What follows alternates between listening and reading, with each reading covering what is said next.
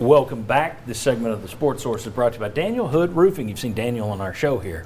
And when it comes to putting a roof on your home, protecting your family and your belongings, and improving the value of your home, the team to call is Daniel Hood and Daniel Hood Roofing. Daniel takes about as personal approach to things as you'll ever find. In terms of dealing with homeowners, he's going to take good care of you. I promise that. I know him, and I know how he views the work that he does for families, and he wants to find the best roof, best price for you. DanielHoodRoofing.com to learn more.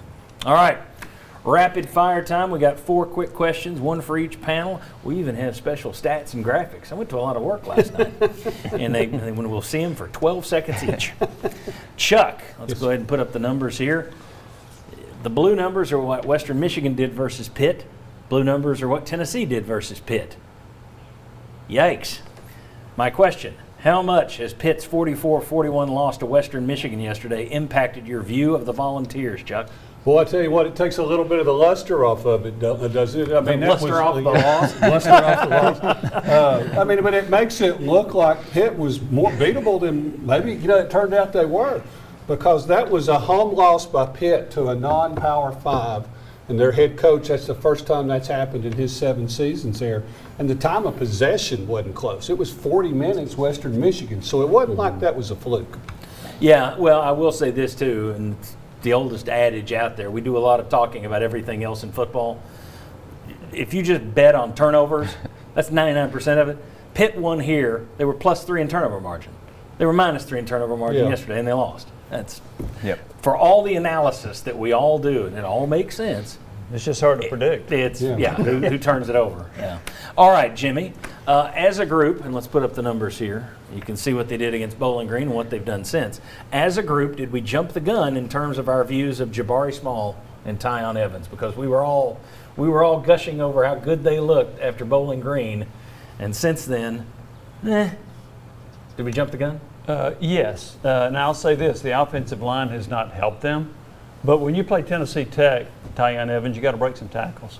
Jabari Small didn't play in that game, so he's excused from that, but you've got to break tackles and run through some people, and they didn't do it. Jabari Small against Pitt was very average in the first half, and that's a game when Evans didn't play, but I expected more out of these guys. I was trying to grade against the curve against Bowling Green when I thought both of them looked really good. But to date, I would say I jumped the gun on a little bit, but again, without much help from the offensive line. I think we all did. I mean, we were all, especially Tyon Evans. I mean, we all walked around and said, "Oh, he looks special." He did. He didn't look special yesterday. He didn't. Maybe that was a bad day. All right, Will Overstreet.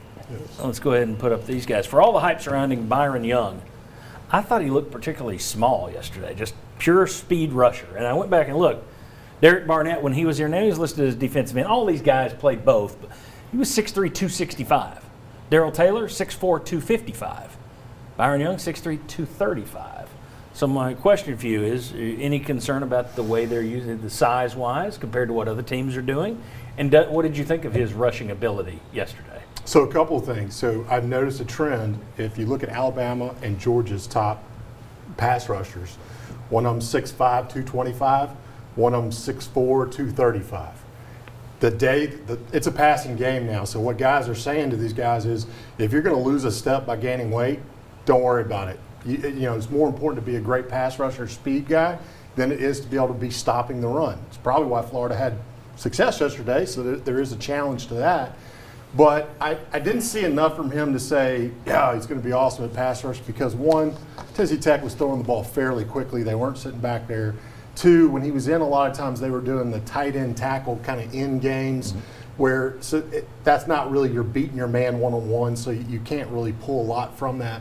I did notice some good when he turned his hips and was in pass coverage. He looked like a natural at that. So what he becomes better for you is, if he can rush the passer, he becomes the wild card, because if you shift to him and then he drops, he's good in that. So there could be some things there with him. He had 6 tackles, so great first day in that case.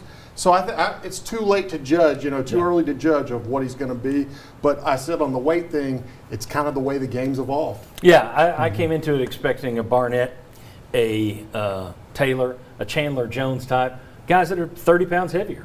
but he looked more like a big wide receiver to me. Yeah. But that's where it's going with the speed. That's leave it to the pass rusher to be paying closer attention to what Georgia and Alabama are doing with the pass rushers. All right, Josh Ward, let's put up another graphic for you. Tennessee put this out last night. Josh Heupel won his 30th game yesterday.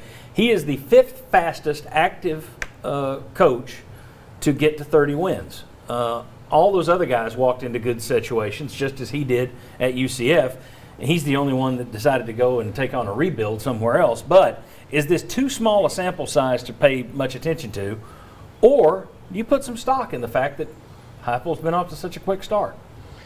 Well, if you're looking for reasons to be positive and optimistic, that graphic right there. Well, we never do helps. that. Right. But perhaps we should revisit at 40 games and 50 games and see how long it took to win, to get those amount of wins, and compare again, because obviously they all inherited great spots. Josh Heupel at his previous position, nobody's saying that about what he has inherited at Tennessee. So the trajectory is going to change, and now he inherits something he didn't have to deal with: rebuilding, recruiting, changing over the roster.